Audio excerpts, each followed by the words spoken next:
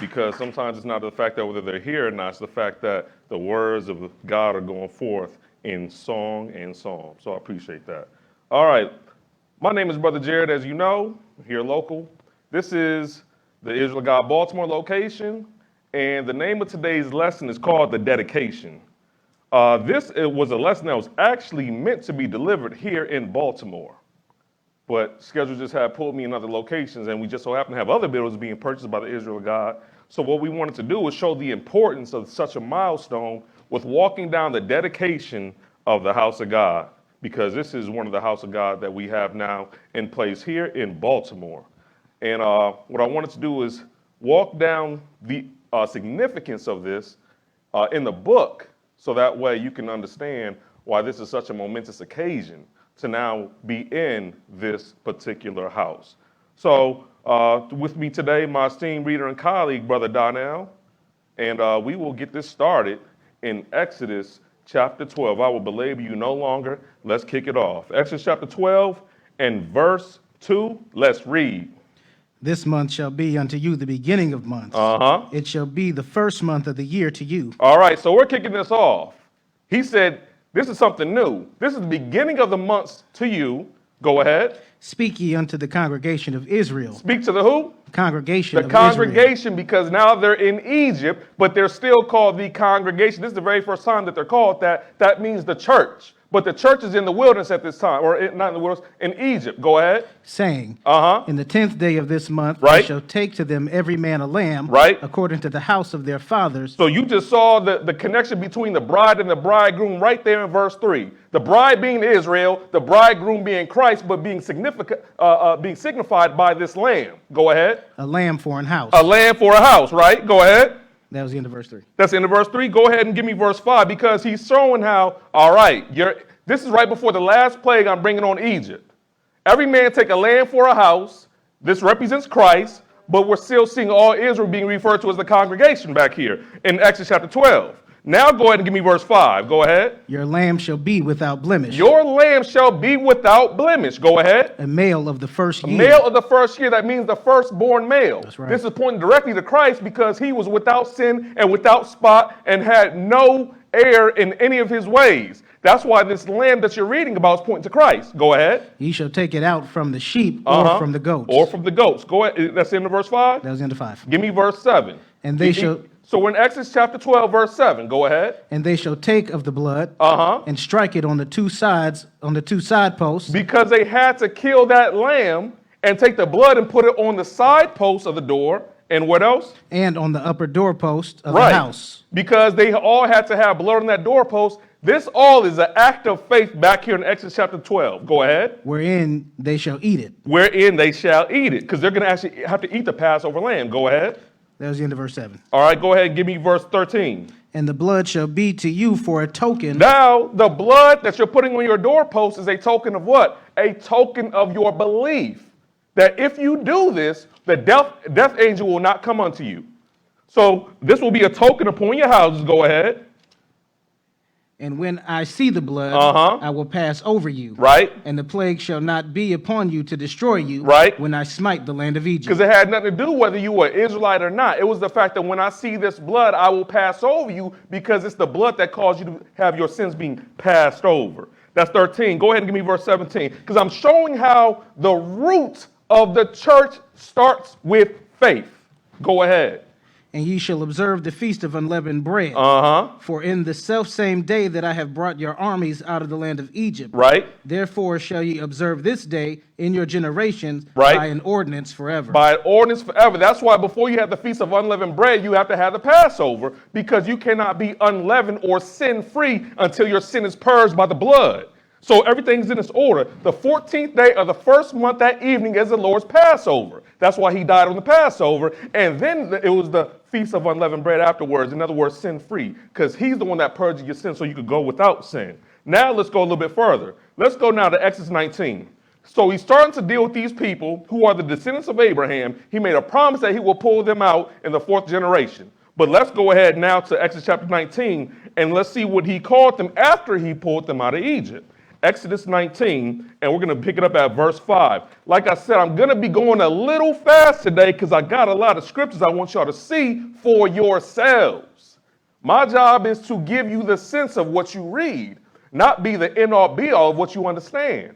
I'm supposed to point you here, there, and then you go back home. It's still written in your book. Go ahead, Exodus 19 and verse 5. When you get there, go ahead and read. Now therefore, if you will obey my voice indeed. Conditional, if you obey my voice indeed. Just like a father. If you clean your room, you will get this. Or if you wash the dishes, you will get that. If you cut the grass, take out the trash, you will get whatever. So I'm just showing how it's conditional. If you obey my voice indeed, go ahead. And keep my covenant. Go ahead. Then ye shall be a peculiar people. Then these people are going to be a peculiar people. This is in a good way. Go ahead. Unto me above all people.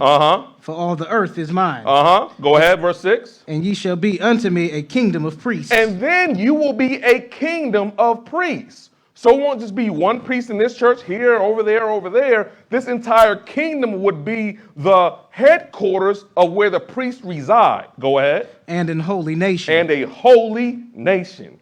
Now that's the end of verse 7. Okay, keep that going. Was the middle of 6. Go to verse 7. These are the words which thou shalt speak unto the children of Israel. And Moses came and called for the elders of the people and laid before their faces all these words which the Lord commanded him. So Moses is just giving the message that the Lord said, make sure that they understand this.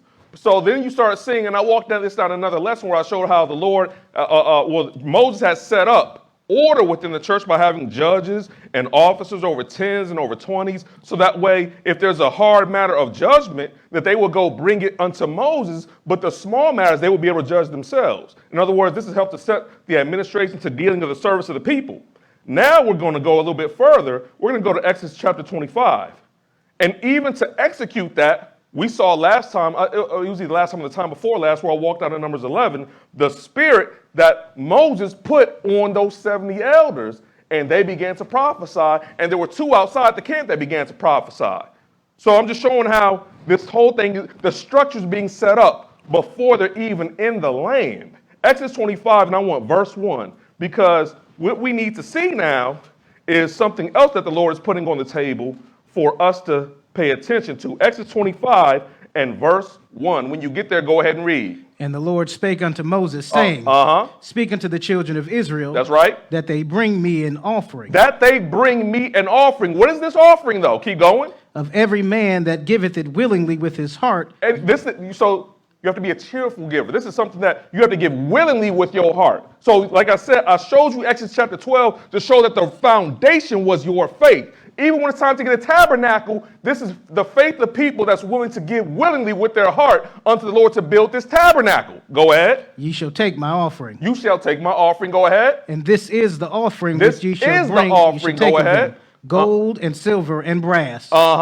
And blue and purple. Gold, silver, brass, blue, purple. Keep going. And scarlet and fine linen and goat's hairs. Yep. And ram skins dyed red, and badger skins and shittim wood. Oil for the light, right? Spices for the anointing oil, and sweet incense, onyx stones, and stones to be set in the ephod. See, what I'm showing is that Moses didn't just up and get all this himself. The congregation contributed by faith into this. Go ahead. And in the breastplate. And let them make me a sanctuary. And let them make me a sanctuary. For what purpose? That I may dwell among them. Because I want to move in among them.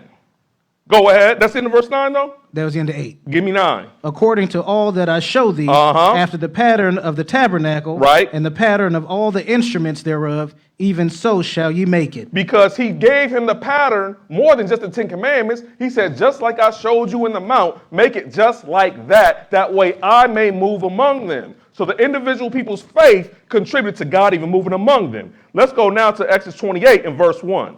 Exodus 28 and verse 1, because if you're going to get the stadium built, then you have to have the jerseys for those that's in the stadium, right? That's right. Let's go ahead and get them something to wear. Exodus chapter 28 and verse 1. When you get there, go ahead and read. And take thou unto thee Aaron thy brother, and his sons with him, from among the children of Israel, right, that he may minister unto me in the priest's office. Even Aaron, Nadab, and Abihu, right, Eleazar, and Ithamar, Aaron's sons. Now this is what's not understood by many.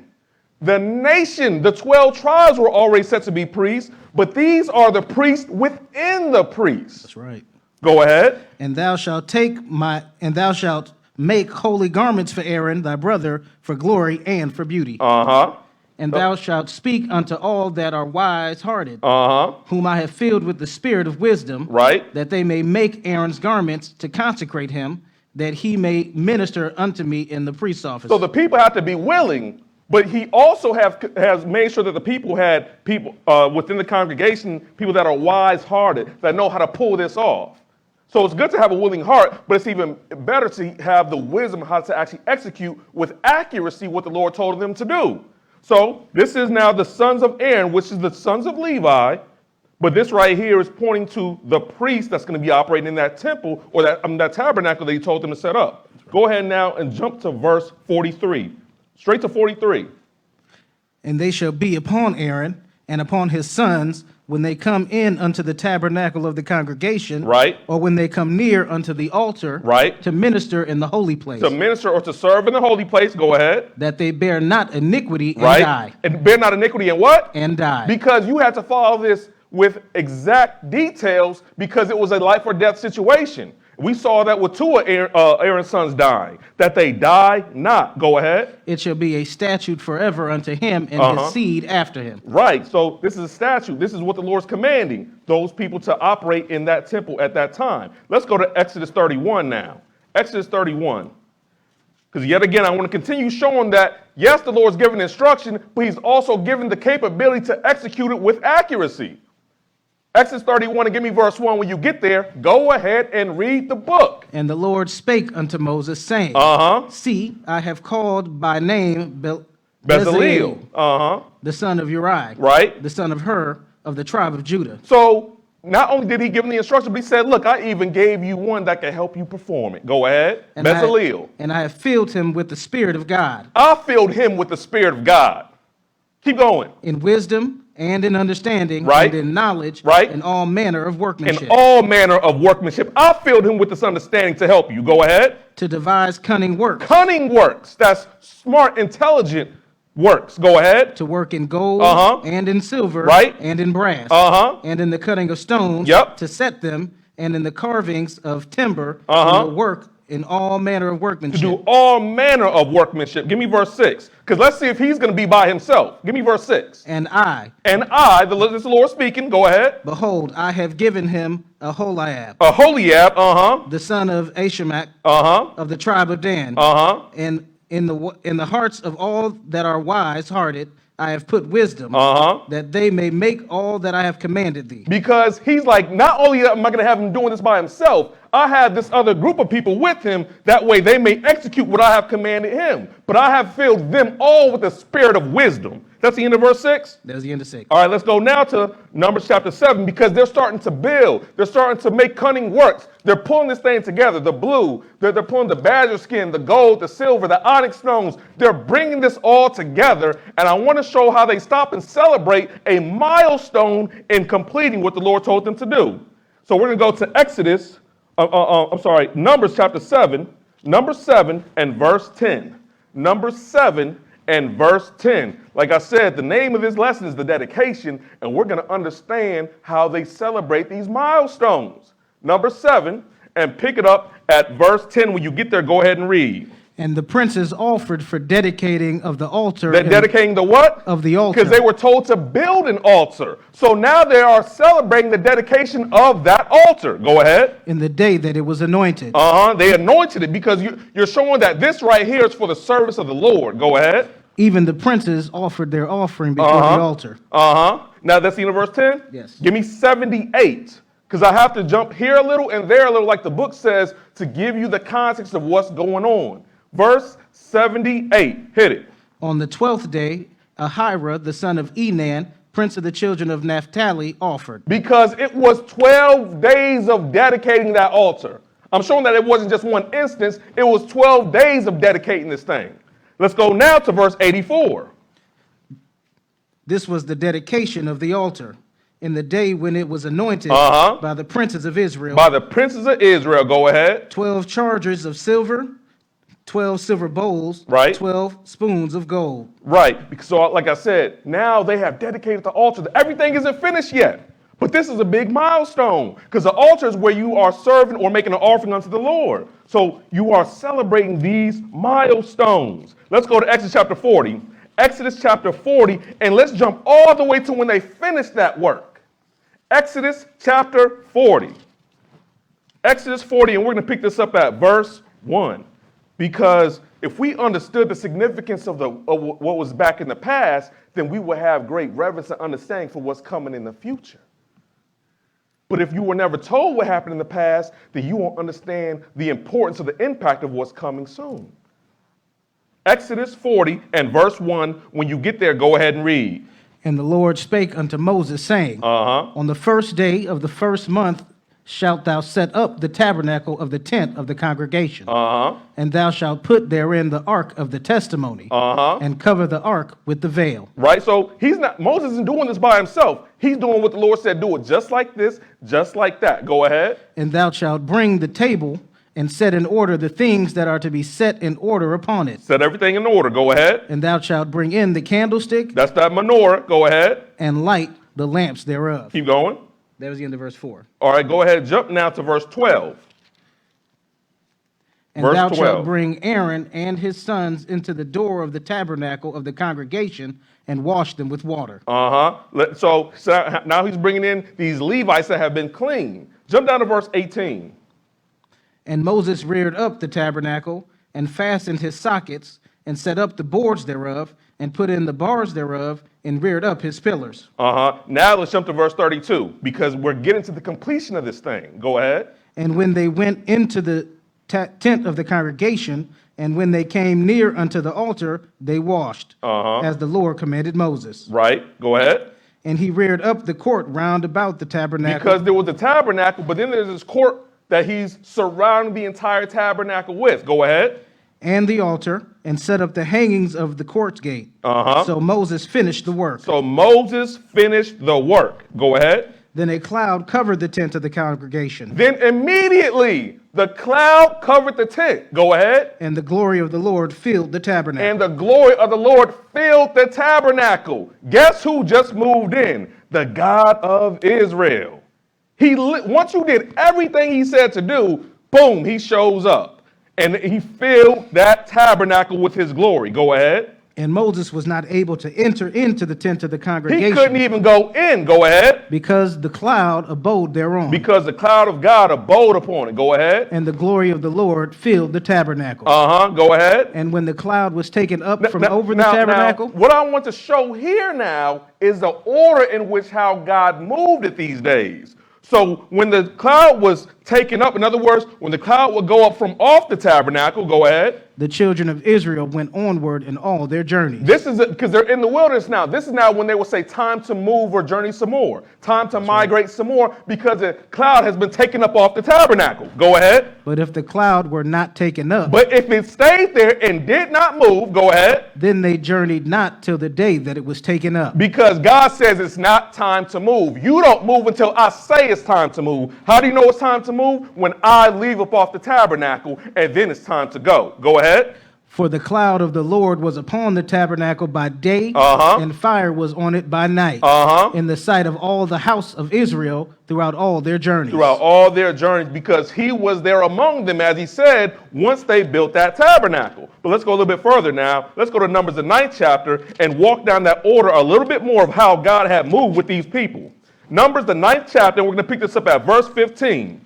Numbers 9 and verse 15. Because if they understood the significance of this, that there would not be confusion in the world today about religion, because someone that would be a descendant of Aaron could walk in the tabernacle and ask God a question, and he would give them the exact answer, and that would dispel all disbelief. But because we don't have this tabernacle now, that's where the confusion is set in. That's why we have so many denominations, because no one can get an answer from God. But if they go back to this book, they'll start finding out that the Lord has set some people with some wisdom, knowledge, and understanding to give them the insight that way they can make the crooked path straight. That's what John the Baptist did. Go ahead.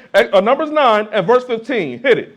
And on the day that the tabernacle was reared up, Uh-huh. the cloud covered the tabernacle, We read that. Go ahead. namely the tent of the testimony, and at even there was upon the tabernacle as it were the appearance of fire We saw that. He was like a nightlight unto them at night. Go ahead. until the morning. Uh-huh. So it was always. The cloud covered it by day, and the appearance of fire by night. Uh-huh. 17. And when the cloud was taken up from the tabernacle, then after that the children of Israel journeyed. And in the place where the cloud abode, there the children of Israel pitched their tents. We saw that, but keep going. At the commandment of the Lord, the children of Israel journeyed. Uh-huh. And at the commandment of the Lord, they pitched. As long as the cloud abode upon the tabernacle, they rested in their tents. Uh-huh. And when the cloud tarried long upon the tabernacle many days, then the children of Israel kept the charge of the Lord and journeyed And not. journeyed not. Keep going. And so it was, when the cloud was a few days upon the tabernacle, according to the commandment of the Lord, they abode in their tents, and according to the commandment of the Lord, they journeyed. Uh-huh. And so it was, when the cloud abode even unto the morning, and that the cloud was taken up in the morning, then they journeyed. Right. Whether it was by day or by night that the cloud was taken up, they journeyed. Now let's see what happens as this cloud is taken up, because I want to show what Moses is doing at this time, while the cloud's taken up or while the cloud returns. Numbers chapter 10, and give me verse 34. Because we're seeing the cloud and how it's operating, because that's representing the presence of the Lord. But let's see what Moses is doing and saying during these times. Numbers chapter 10 and verse 34. When you get there, go ahead and read. And the cloud of the Lord was upon them by day, Right. when they went out of the camp. Uh-huh. And it came to pass, when the ark set forward, Right. that Moses said, Rise up, Lord, and let thine enemies be scattered. Moses said what? He Rise said, up. Rise up, Lord, because he's leaving from off that ark. That's why when the ark is set forward, rise up, Lord, and let the enemies of you be scattered. Go ahead. And let them that hate thee flee before thee. Uh-huh. And when they finally found the place where they were supposed to reside, what would Moses say at that time to God? And when it rested, he said, Return, O Lord, unto thy many thousands of Israel. Moses was saying to say, Return, Lord, unto your many thousands of Israel. And God would do exactly what Moses said. Right. Because Moses was acting as an intercessor, and you had the cloud or the Lord showing up at these said times. Because we don't understand the significance of what it is to have God live among us and actually listen to what we actually had to say, or our actual prayers being answered. But this right here was the blueprint he's showing us at this time. Let's go a little bit further. Let's go to Deuteronomy 23. Deuteronomy 23. Because while he's operating among this people, he's giving additional commandments for the people what to do while he's there among them. There are house rules. There are certain stipulations that you must adhere to have him among you. Deuteronomy, the 23rd chapter, and we're going to pick it up at verse 12.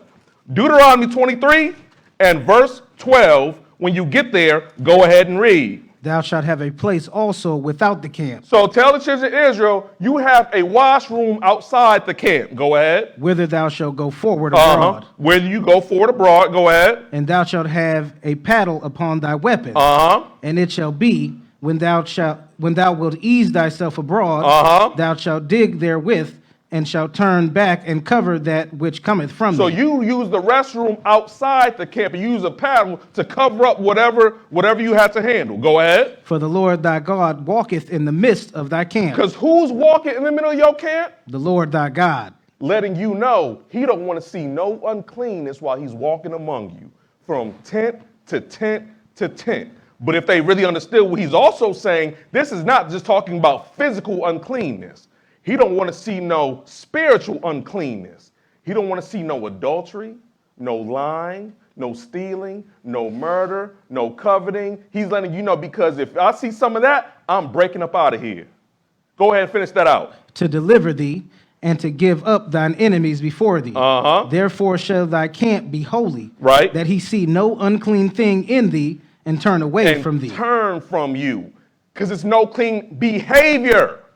Let's go a little bit further. Let's go to Exodus 33, and let's see if we kept our behavior right, that the Lord will remain among us. Exodus, the 33rd chapter, and we're going to pick this up at verse 1. All through this book, he is trying to show that I want to move in among you, but it's contingent upon you keeping yourself without spot, without sin. undefiled in the way.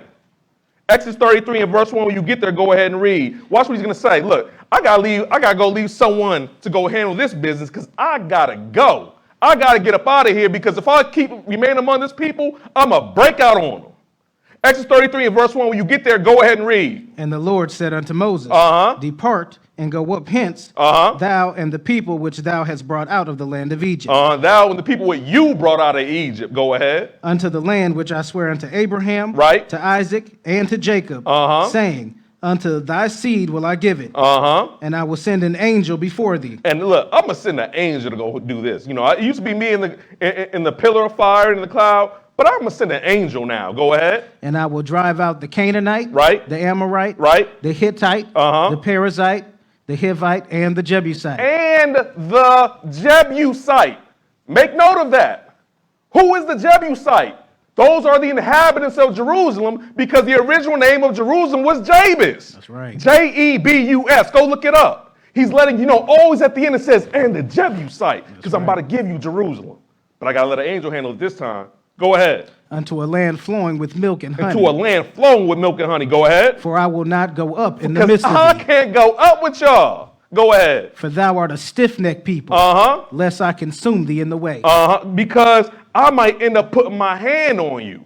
Go ahead now and jump to verse 5. Verse 5. For the Lord had said unto Moses, Say unto the children of Israel, Ye are a stiff-necked people. Right. I will come up into the midst of thee in a moment. Right. And consume thee. Right. Therefore now put off thine ornaments from thee, that I may know what to do with thee. Because they had used those same ornaments and made a golden calf. Let's see what they did in verse 6. Go ahead. And the children of Israel stripped themselves of their ornaments by the mountain Horeb. Right. So all that bling they came out of Egypt with, they took it all off. Go ahead. And Moses took the tabernacle and pitched it without the camp. Without. That means outside. He took that tabernacle that the Lord would dwell among them and put it way outside the camp now. Go ahead. Afar off from the camp, and called it the tabernacle of the congregation. Now it's called the tabernacle of the congregation. Of means from.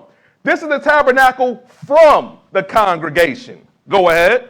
And it came to pass that everyone which sought the Lord went out unto the tabernacle of the congregation, which was outside, which was without the camp. So now if you want to seek God, you have to leave the congregation because the congregation is polluted. So now you have to journey outside to find God from the congregation.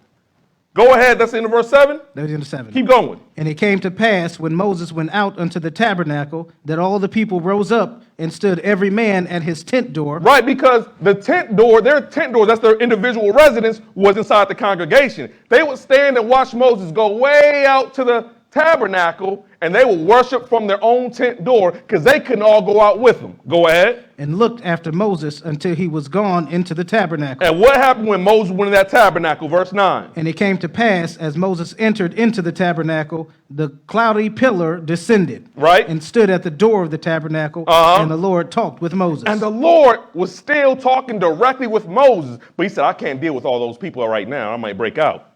Go ahead and give me verse 10. And all the people saw the cloudy pillar stand at the tabernacle door. They saw it. Go ahead. And all the people rose up and worshipped, every man in his tent door. Because they're still in the congregation, but the tabernacle among them is now pulled out afar off. Let's go a little bit further. No, let's go to Joshua chapter 4. Because eventually Moses died. They kept pushing and nitpicking at Moses till he turned around and said, must we fetch you rebels water out this rock? And he hit the rock twice when he was told to speak to the rock. And then it wasn't we that's fetching them out of water, it's he that's fetching you water. That's why the book says that Moses spake unadvised. So now at this time, you have Moses who had died. He was able to see the land, but he died according to Deuteronomy 34th chapter. And now it's in Joshua's hand because what I'm doing is I'm showing that this church moves. They started in Egypt.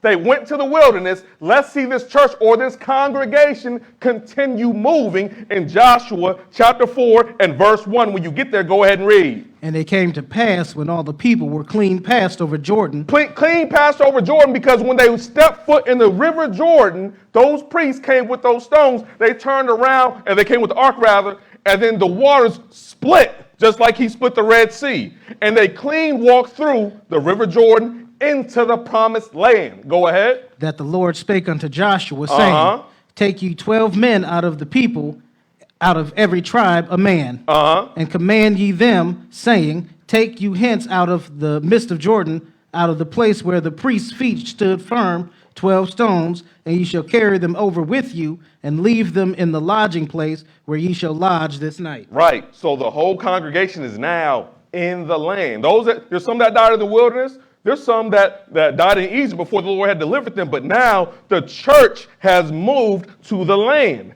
Now let's go to 1 Chronicles, the 21st chapter. Because as some time went on, they had judges of Israel. That's why there's a whole book of Judges showing those accounts. Then they turned around and started wanting kings. The first king that they got was King Saul. He went crazy, and then he gave it, or the kingdom, he didn't give it, but it was given to his son-in-law, David. David had made a mistake and numbered the children of Israel, which it was told that you cannot do that because they shall be like the sand of the sea for multitude. They shall be as the stars of heaven for multitude. So by trying to number the children of Israel, you have tried to imply that God is a liar and they can be numbered. That's why Joab didn't even give him the real number. Because he said, are you sure you want to do this? So now the Lord turned around and gave him an example of 3 different punishments. He chose the plagues, and now Israel is fallen. A lot of people are dying from these plagues based off what happened. But 1 Chronicles 21, and give me verse 18. 1 Chronicles 21 and 18, when you get there, go ahead and read. Then the angel of the Lord commanded Gad to say to David that David should go up. The angel of the Lord is now commanding Gad, that's his prophet or his seer. Go tell David this. Go ahead. And set up the altar unto the Lord in the threshing floor of Onan the Jebusite. Go set this up, this altar, in the floor of Ornan the what? The Jebusite. The Jebusite, because this is referring to Jerusalem. Ornan the Jebusite. This is where he threshed wheat. Go ahead. And David went up at the saying of Gad, which he spake in the name of the Lord. And Ornan turned back and saw the angel. Even Ornan could see that angel showed up. Go ahead. And his 4 sons with him hid themselves. And his 4 sons could see that angel. Go ahead. Now Ornan was threshing wheat. And as David came to Ornan, Ornan looked and saw David and went out of the threshing floor and bowed himself to David with his face to the ground. Because he don't know what's going on. He's bound unto King David. Go ahead. And then David said to Ornan, Grant me this place of this threshing floor, that I may build an altar therein unto the Lord. Thou shalt grant it me for the full price, that the plague may be stayed from the people. Right. In other words, let me buy this right here, this land right here. And then you had Ornan try to just give it to him. But let's see what David says. Go ahead in verse 23. And Ornan said unto David, Take it to thee. You just take this property. Go ahead. And let my lord the king do that which is good in his eyes. Lo, I give thee oxen also for burnt offerings, and the threshing instruments for wood, and the wheat for the meat offering. I'm going to give you burnt offerings. I'm going to give you the wheat. I'm going to give you the instruments of wood. Go ahead. And King David said to Ornan, Nay. No. Why is he saying no to this generous offer? Go ahead. But I will verily buy it for the full price. But I will pay full price for this. Go ahead. For I will not take that which is thine for the Lord. Right. Nor offer burnt offering without cost. And I will not offer unto the Lord a burnt offering without cost. That's what Cain did. He just grabbed some fruit off the ground. Something that wasn't even worthy to me. I'm going to offer that to the Lord. He said, no, I'm going to pay full price for this. Go ahead. So David gave to Ornan for the place 600 shekels of gold by weight. And David built there an altar unto the Lord, and offered burnt offerings, and peace offerings, and called upon the Lord. And he answered him from heaven by fire upon the altar of burnt offering. Because he turned around and pulled that from his own pocket, his own account. Because, all the money was in the savings. He had to pull it to the check and then go ahead and give it unto him. 600 shekels of gold by weight. Go ahead. And the Lord commanded the angel, and he put up his sword again into his sheath. So after they made that offering at that time, because there was a destroying angel with his sword out the sheath, he said, as soon as he made that offering in that spot commanded upon that altar, and the Lord responded, he turned around and told that angel, put your sword up. In other words, enough killing for now. Go ahead. That's the end of verse 27? Yep. Give me 29. For the tabernacle of the Lord, which Moses made in the wilderness, and the altar of the burnt offering were at the were at that season in the high place at Gibeon. Because the tabernacle of Moses is now at Gibeon. It was not in Jerusalem because the Lord is about to make something else start happening. Let's go to 2 Samuel chapter 7 because I want to show the decision in the mind of David concerning his ambition, his plans. 2 Samuel chapter 7, and we're going to pick this up at verse 1. Like I said, if you understood the technicalities in this book, you will understand how big milestones are. That way, when it's time for the real temple to show up, you'll understand the significance of even that. Because we saw that first tabernacle and what happened. As soon as they did exactly what they were commanded to do, the glory of the Lord filled the house, filled the tabernacle, and they are praising God. But 2 Samuel chapter 7, give me verse 1 when you get there, go ahead and read. And it came to pass when the king sat in his house. So he's king. He's sitting in his own house. Go ahead. And the Lord had given him rest round about from all his enemies. And he was a head buster. He was taking people and kings down. The Philistines, he was taking them down. He had peace from all his enemies. That's when they don't understand when it says this is a God of peace. He gives you peace, but it says the Lord is a man of war and the Lord is his name because he gets peace by war. People don't understand that. That's why they don't understand what Armageddon's for. Go ahead. That the king said unto Nathan the prophet. Now the king saying unto Nathan the prophet, go ahead. See now, I dwell in an house of cedar, but the ark of God dwelleth within curtains. So I'm living in this nice abode, but the ark of God is just in a tent. Go ahead. And Nathan said to the king, go, do all that is in thine heart, right? For the Lord is with thee. Right, the Lord is with you. Do what's in your heart. Go ahead. And it came to pass that night that the word of the Lord came unto Nathan, saying, go and tell my servant David, thus saith the Lord, shalt thou build an house for me to dwell in? So the Lord says unto Nathan, go ask David a question. You want to build me a house to dwell in? Go ahead. Whereas I have not dwelt in any house since the time that I brought up the children of Israel out of Egypt. I haven't dwelt in any house. I've been going from tent to tent. Go ahead. Even to this day, but have walked in a tent and in a tabernacle. In all the places wherein I have walked with all the children of Israel, spake I a word with any of the tribe of Israel, whom I commanded to feed my people, saying, why build ye not me a house of cedar? All this time I've been walking with the children of Israel. You don't see anywhere where I commanded any of the tribes of Israel. Why haven't you built me a house of cedar? Go ahead. Now therefore, so shalt thou say unto my servant David, thus saith the Lord of hosts, I took thee from the sheepcote, from following the sheep, to be a ruler over my people Israel. I took you from being a shepherd to being a king over my people. Go ahead. Over Israel. And I was with thee whithersoever thou wentest. And wherever you went, I was with you. Go ahead. And have cut off all thine enemies out of thy sight. And have made thee a great name, like unto the name of the great men that are in the earth. So he's walking down his resume of how he had been supporting David. Go ahead. Moreover, I will appoint a place for my people Israel. No, he says, now I will appoint a place for my people Israel. Go ahead. And will plant them. Right. That they may dwell in a place of their own. Right. And move no more. Now, why is the Lord saying this when David is king over Israel and has rescued from all his enemies and all 12 tribes of Israel are home? Because he's walking down prophecy that in the future he will appoint this place. And they will move no more. Go ahead. Neither shall the children of wickedness afflict them any more as before time. And that is prophecy even yet to be fulfilled now. But give me verse 11. And as since the time that I commanded judges to be over my people Israel. Because they were judges before kings. Go ahead. And have caused thee to rise from all thine enemies. To rest from all thine enemies. Right. Also the Lord tell thee that he will make thee an house. But I'm telling you, David, that in the midst of all this, I'm the one that's going to make you a house. But this is not talking about 4 walls and a roof, because he's already dwelling in a house of cedar. This house right here he's speaking about is that immortal body that you read in 1 Corinthians, the 15th chapter. That's right. The body celestial.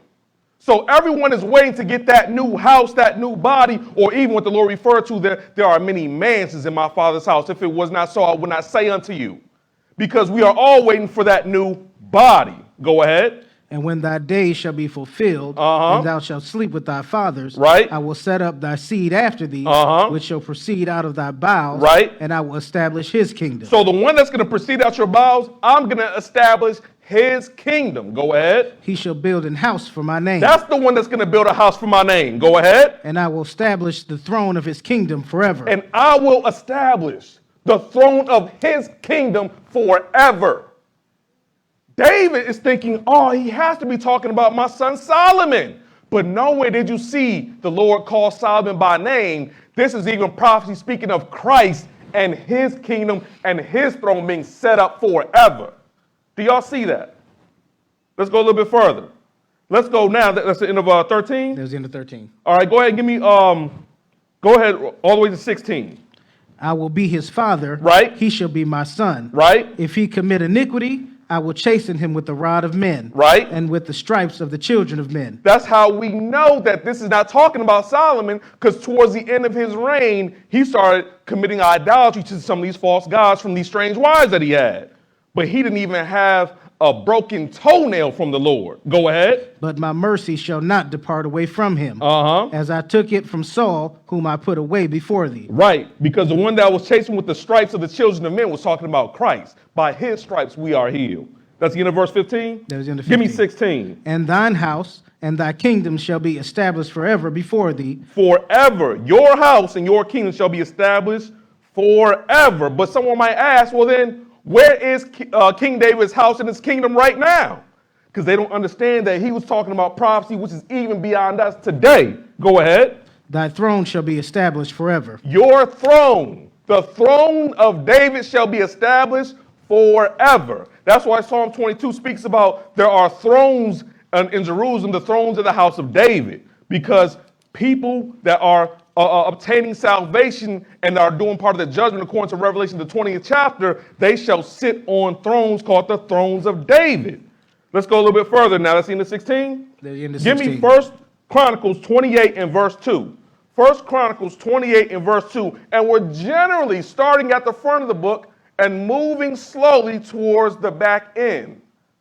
Because this is kind of a chronological lesson, but I'm just showing how what happened in the past, so that way we can see what's going to happen in the future, but we still find some future elements in the words of the prophets.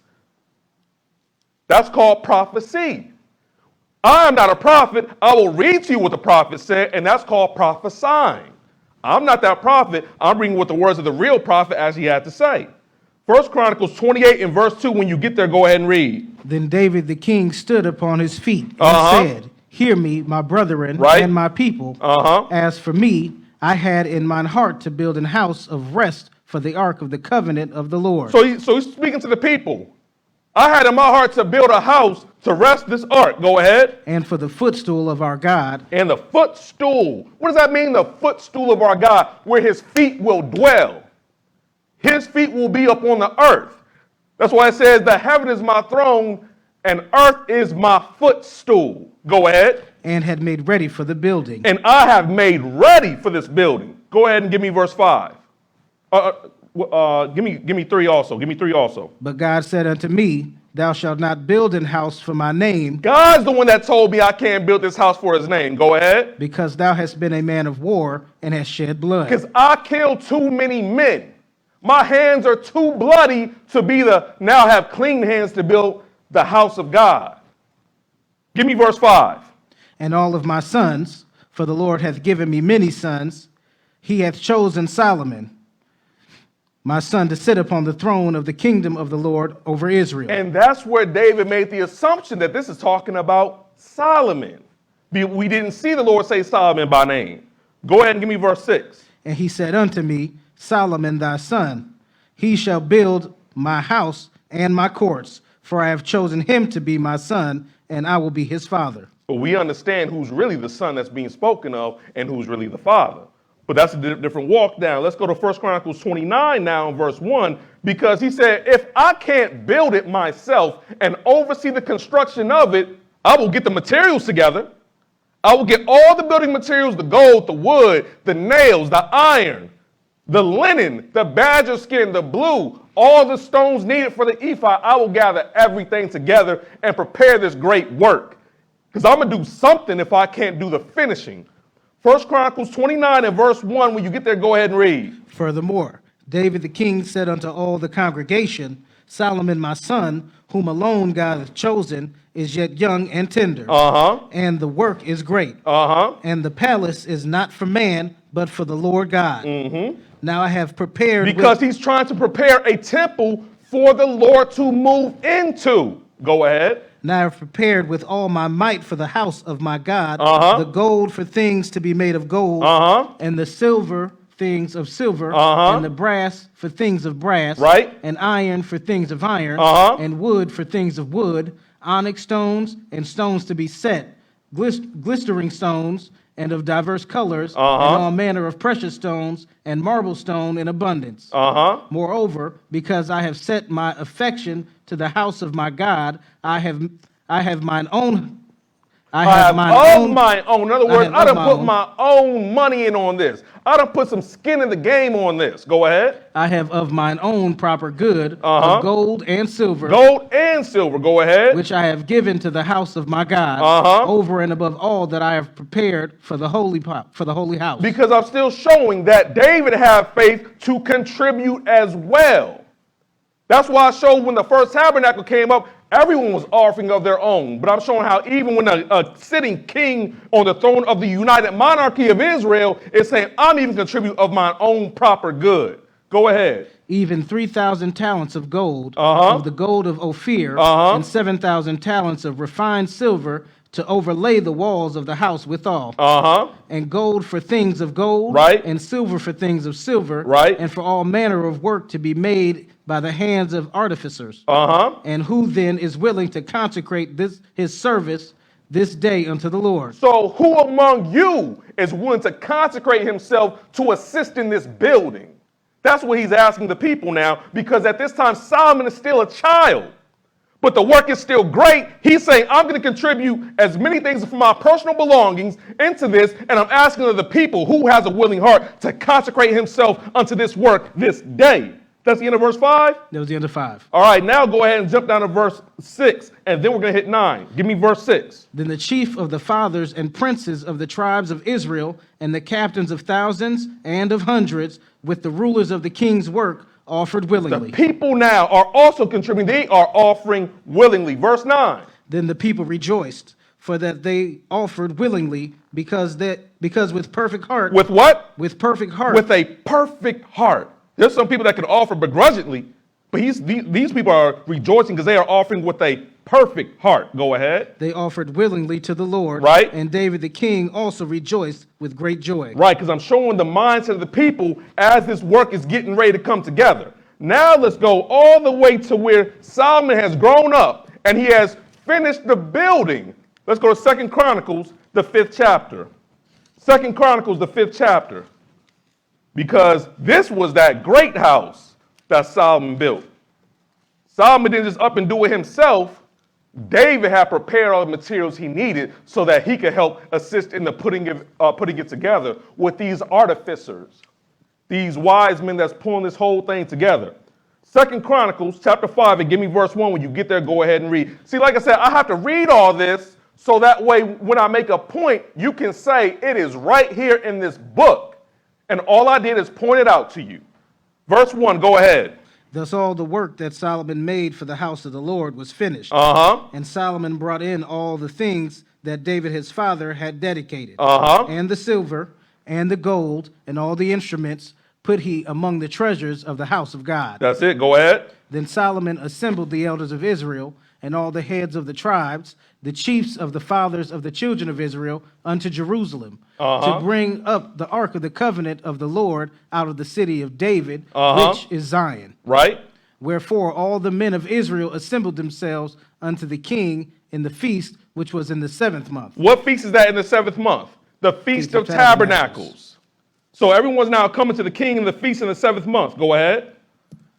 And all the elders of Israel came, and the Levites took up the ark. And the Levites even have the ark. Go ahead.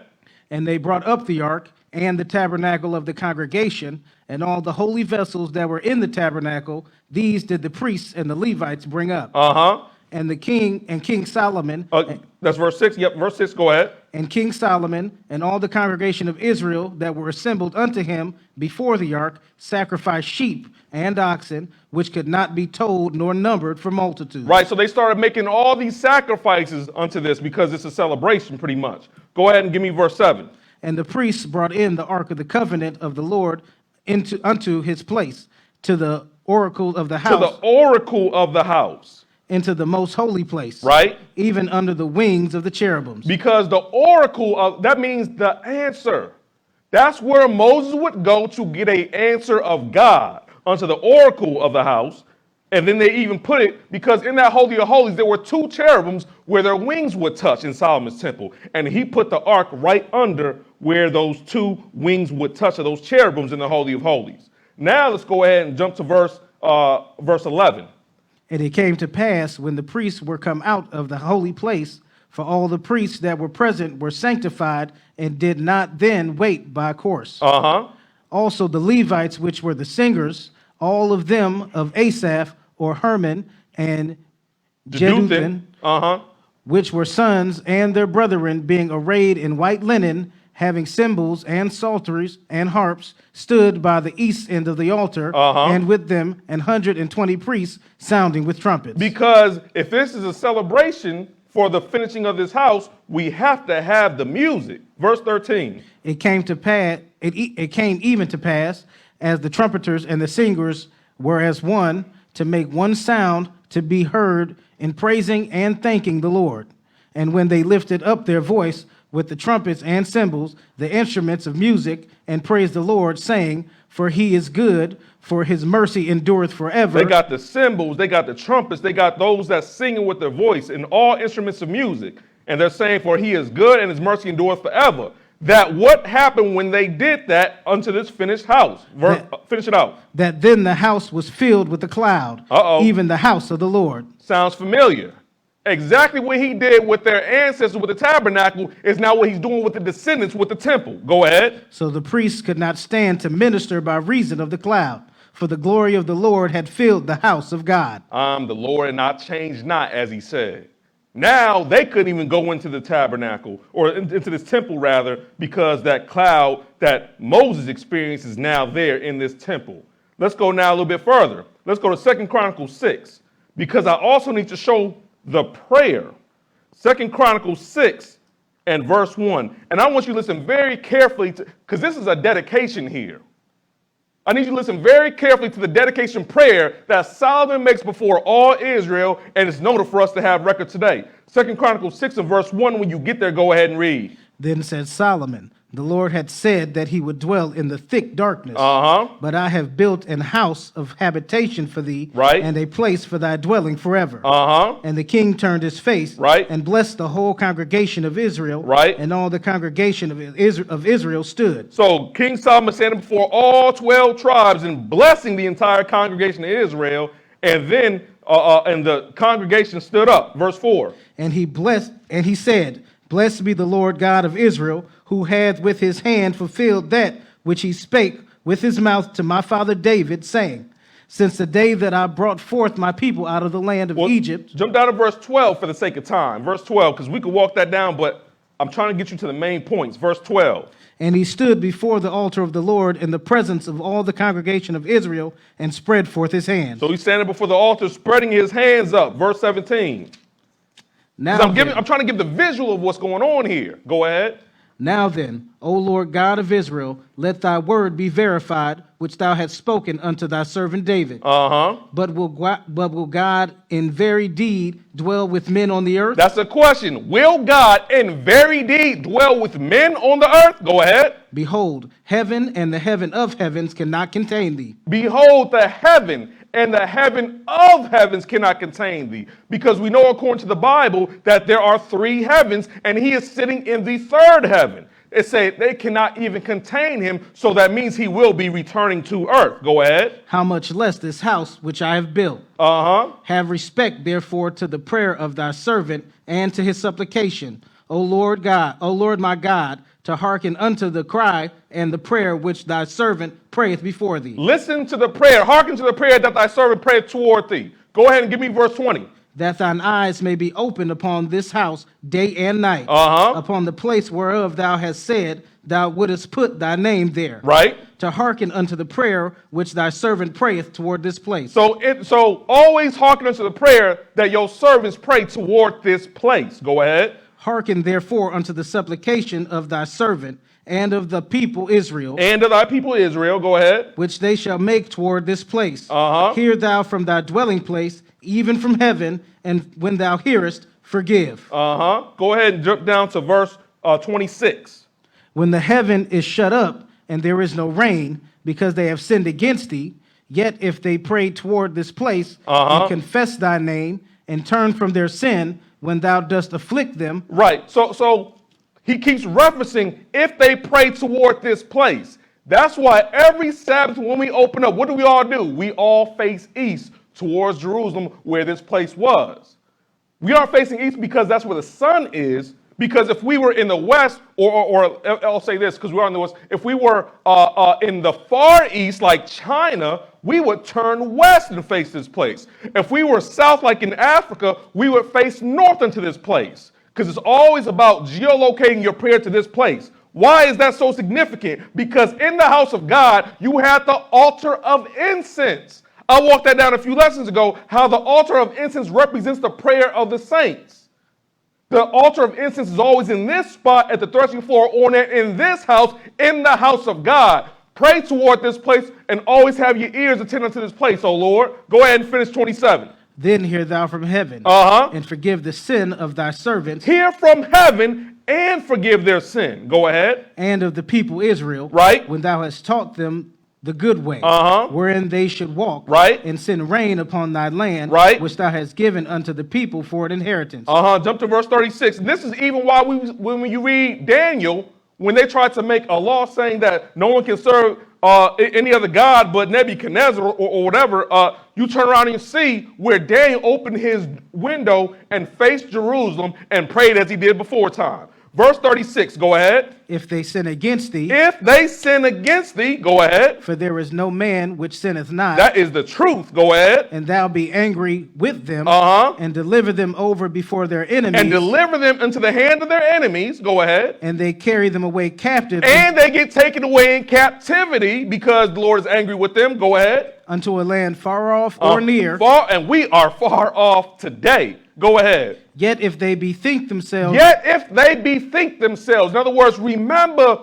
who you are and what God commanded you to do. If they bethink themselves where? Go ahead. In the land whither they are carried captive. In the very land where they've been carried captive. Go ahead. And turn and pray unto thee in the land of their captivity. And pray unto you in the land of their captivity. Go ahead. Saying, we have sinned, we have done amiss, and have dealt wickedly.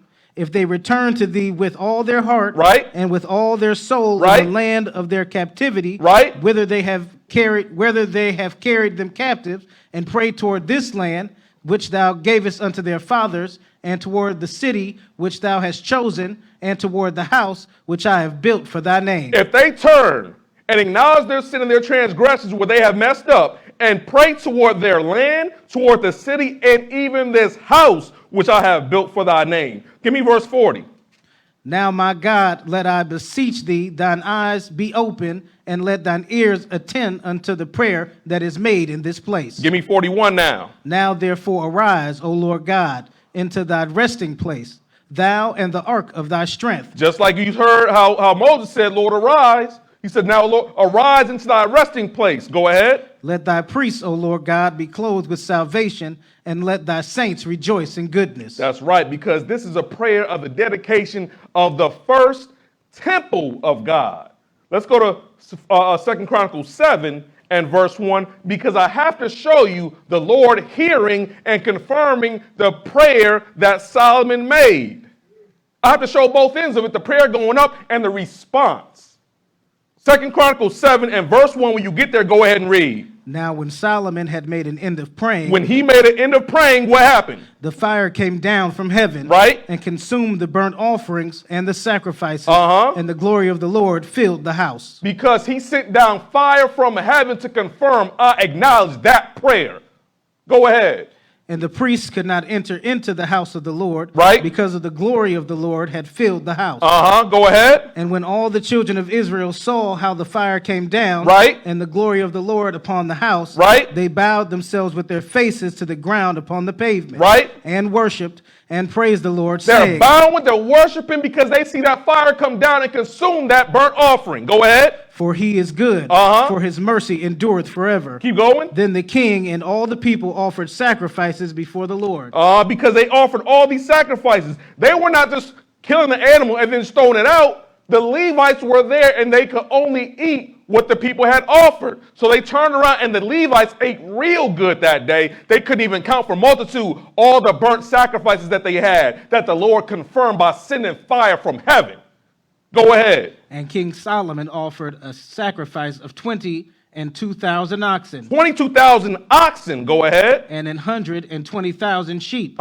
So the king and all the people dedicated the house of God. What's going on here? This is a dedication of the house of God. Go ahead. And the priests waited on their offices. Right. And the Levites also with with instruments of music, right, of the Lord. You can't have all that food, all the celebration, and not no music. That's right. Go ahead. Which David the king had made to praise the Lord. Even his mercy endureth forever. When David praised by their ministry, and the priests sounded trumpets before them, and all Israel stood. Because King David is dead by this time, but it's showing how the standard was set up by David, and these people are still operating by the same ministry that David has set up for them in regards to praising the Lord. Go ahead and give me verse 9. And on the 8th day, they made a solemn assembly. And on what day? The 8th day. The 8th day. Because this Feast of Tabernacles in the 7th month is always 7 days.